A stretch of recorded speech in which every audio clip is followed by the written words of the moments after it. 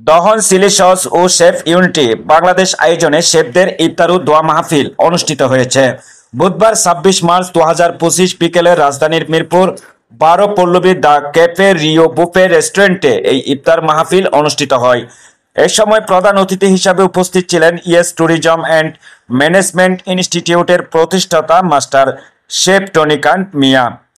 Chef unity বাংলাদেশের সহসভাপতি ইব্রাহিম হাওলাদারের সভাপতিত্বে শেফ ইউনিটি বাংলাদেশের সভাপতি আহসান হাবিব এর সঞ্চালনায় বিশেষ অতিথি হিসাবে উপস্থিত ছিলেন গ্র্যান্ড সুলতান হোটেলের executive chef Ashfaq Ahmed, white হল কনভেনশন সেন্টারের executive chef Jahangir Alam.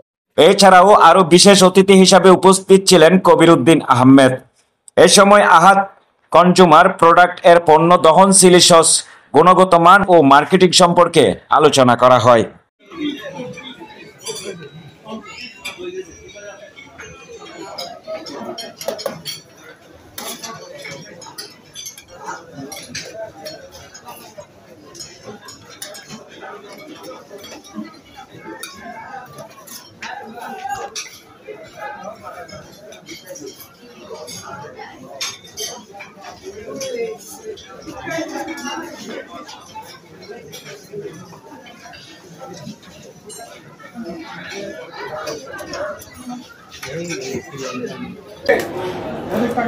Camera দিকে ভাই ওই কোনে কি রে